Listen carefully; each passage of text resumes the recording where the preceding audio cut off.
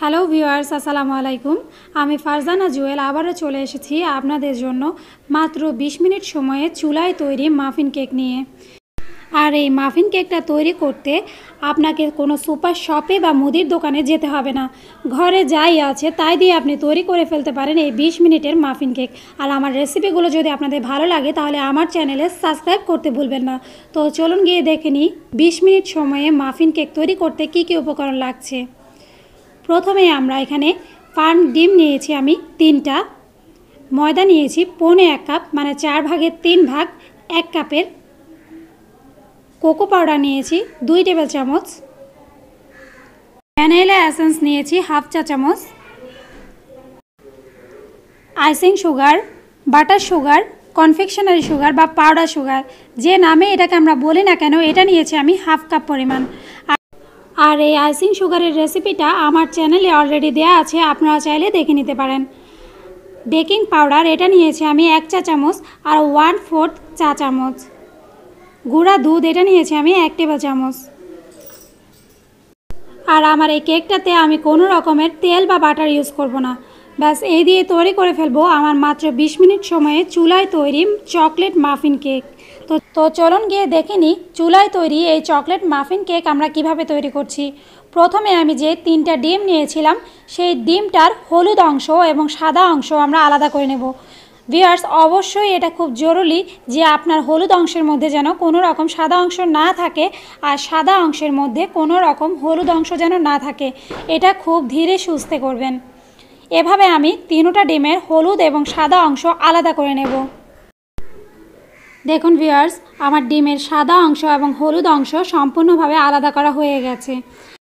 এখন আমি কেক ব্যাটারটা তৈরি করে নেব। এবার এরকম একটা বলে চালনির সাহায্যে প্রথমে ময়দা, এরপর icing sugar, cocoa powder, baking powder আর সব শেষে দিয়ে দেব গুঁড়া দুধ। এবার এই সবগুলোকে আমি খুব ভালো করে একটু চালনি দিয়ে চেলে নেব, যেন এর মধ্যে যদি কোনো দানা থেকে থাকে তাহলে আমার সম্পূর্ণ দানাই যেন চালনিতে চলে আসে।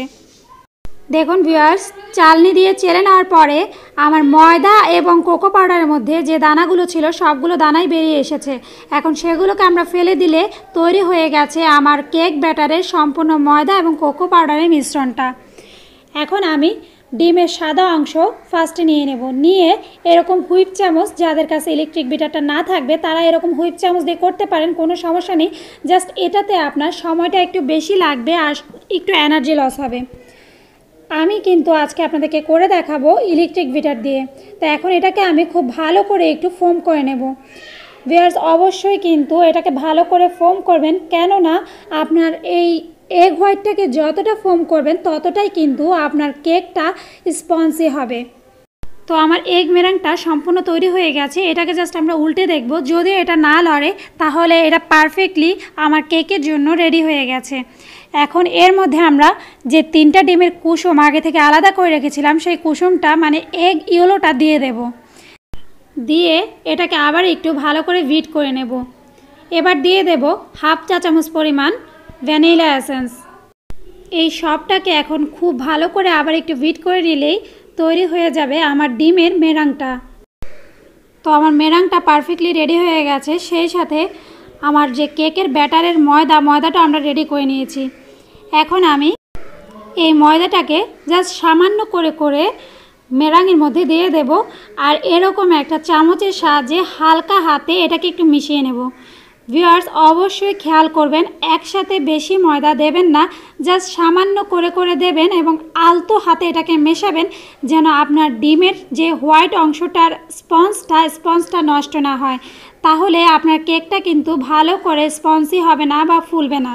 তো সেই জন্যই এটাকে খুব হালকা হাতে ঠিক এভাবে ঘুরিয়ে ঘুরিয়ে আপনি এটাকে মিশিয়ে নেবেন, আর একসাথে কিন্তু অবশ্যই পুরোটা দিবেন না, জাস্ট সামান্য করে করে।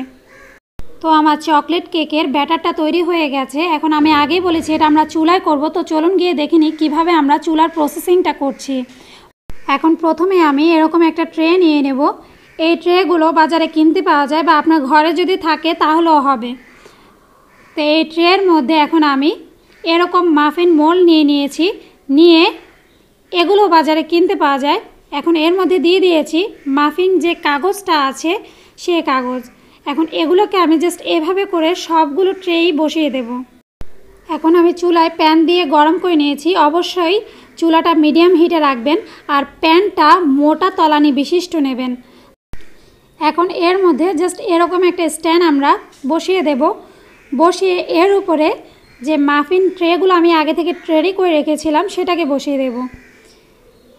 এখন এর মধ্যে আমি ঢাকনা দিয়ে দেব। আর আমার ঢাকনার মধ্যে যে একটা ছিদ্র আছে সেই ছিদ্রটাকে আমি জাস্ট টিস্যু দিয়ে বন্ধ করে দিয়েছি, যেন আমার পাতিলের ভেতরের ভাপটা কোনোভাবে বাইরে বেরিয়ে আসতে না পারে।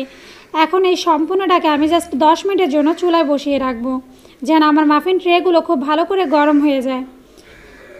10 মিনিট পর আমার মাফিন ট্রে এবং প্যানটা খুব ভালো করে গরম হয়ে গেছে। এখন এর মধ্যে আমি যে আগে থেকে কেক ব্যাটারটা রেডি করে রেখেছিলাম সেই কেক ব্যাটারটা জাস্ট এরকম একটা চামচের সাহায্যে সামান্য করে করে দিয়ে দেব।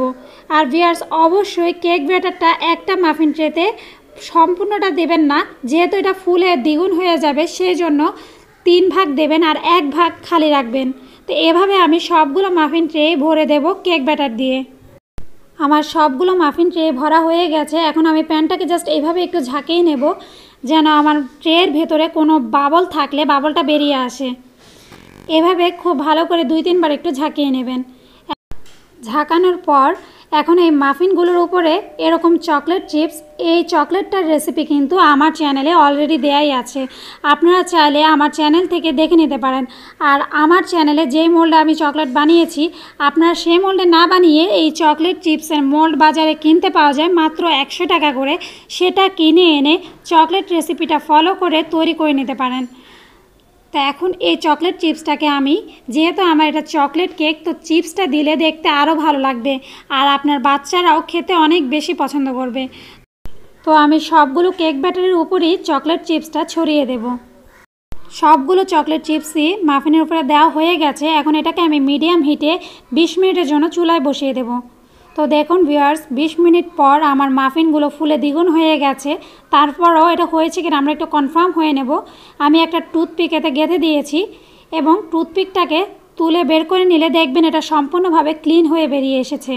তার মানে আমার মাফিনটা খুব পারফেক্টলি তৈরি হয়ে গেছে।